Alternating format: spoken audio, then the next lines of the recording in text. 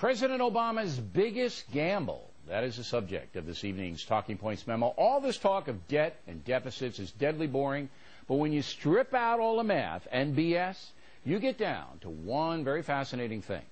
The President of the United States is rolling the dice on America's future. Right now, this country owes $13 trillion. We can't pay it back. The interest in December alone was more than $100 billion. $100 billion. About as much as New Zealand's entire economic output for a year. Adding it up, the USA is paying out hundreds of billions in interest alone every year. That's staggering and dangerous. And yesterday we learned that the budget next year, 2011, will add another $1.3 trillion to the national debt. Really, this is unbelievable. The feds are spending $3.8 trillion in a year, and they can't pay for 35% of it. Are you kidding me? Now, President Obama says the budget is an investment in America's future because a lot of the money is going to so-called green projects that will change the way energy is used and the economy runs. The President believes we must transition for future growth, and there is some validity to that. Also, the massive spending will help rebuild infrastructure that has to be upgraded or bridges will start falling into the water. And then you add the incredible expenditures in Iraq and Afghanistan along with all the war on terror expense, and what we have is financial chaos. But the Obama administration doesn't see it that way. It believes it can run up the massive debt and somehow pay for it all down the road, primarily by raising taxes.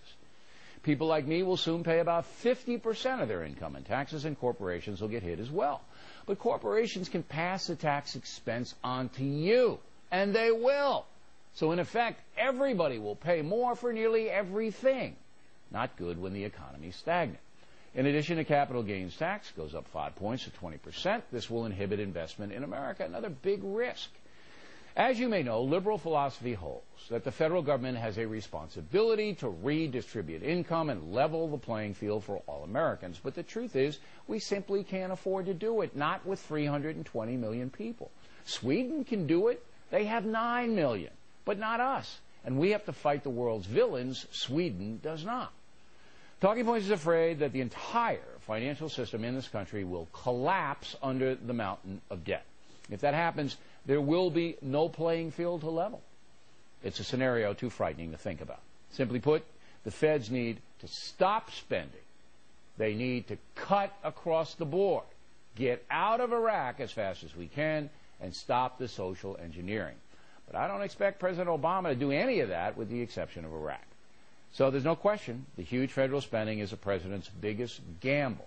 All of our lives will be affected by it. And that's a memo. Now for the top story tonight. A tense exchange earlier today between Senator John McCain and Defense Secretary Robert Gates. The subject, how to handle captured foreign terrorists. Secretary Gates, do you believe that the Christmas bomber should be tried in civilian court or by military commission? Senator, I would defer to the Attorney General on the proper jurisdiction for such people. When you fill out your form, when we confirm you for the United States Senate, you sign that you would give your honest and candid opinion in response to questions. Do you want to give me an opinion? My honest opinion is that I think that the Attorney General is in the best position to judge where these people get tried. After all, we have Thank you very much. And do you believe it was possible in 50 minutes to exhaust the possibilities for getting all of the information that was needed from the Christmas bomber? I'm just not in a position to know the answer to that, Senator. Given your responsibilities to the men and women who are serving the military in the defense of this nation, I hope you will come to a conclusion as to how enemy combatants should be treated, because I view that clearly in your area of responsibility, not the Attorney General, who has obviously botched this one very, very badly. Wow. And there's proof to back up McCain's statement on Holder. As we reported, civilian lawyers for Ahmed Galani, charged with bombing 2 American embassies in Africa, are trying to get charges thrown out, saying Galani was denied a speedy trial. He was held in Gitmo for more than 3 years. The U.S. attorney in charge of the case, Preet Baraha, who works for Holder, says Galani had vital intelligence about al-Qaeda and was detained for that reason. Baraha opines that national security must override civilian justice, i.e. Miranda, and a speedy trial. Of course, that's correct, but Attorney General Holder is doing the exact opposite in some cases, causing people like me and John McCain to doubt Holder's competence.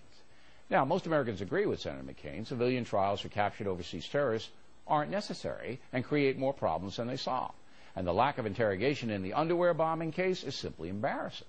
To his credit, President Obama ordered the FBI to put together a terror interrogation squad last summer. Inexplicably, that has not yet been done. Another example of bureaucracy not looking out for us. So there's no question the President is taking major heat on the terror front. Closing Guantanamo Bay? Not working out. Civilian trial for Khalid Sheikh Mohammed? Falling apart. Botching the interrogation of the underwear guy? Unbelievably dumb. That's 3 strikes. Now, some of the President's supporters say the White House reversing itself on the Khalid Sheikh Mohammed trial shows the President listens to his critics. But my question is this. That scenario was deeply flawed from the jump. So why didn't a smart guy like Barack Obama know that? And why didn't the President's men and women clue him in? That's what worries me, ladies and gentlemen. This is just common sense. When you have foreign killers stalking America, you don't treat them like embezzlers. You isolate the terrorists and extract as much information from the person as possible. You're not going to defeat terrorism with Miranda rights. Again, why does President Obama not know this? In the end, the Obama administration will sink or swim on 2 things, the economy and terrorism. So far, both are not going well. Or am I wrong?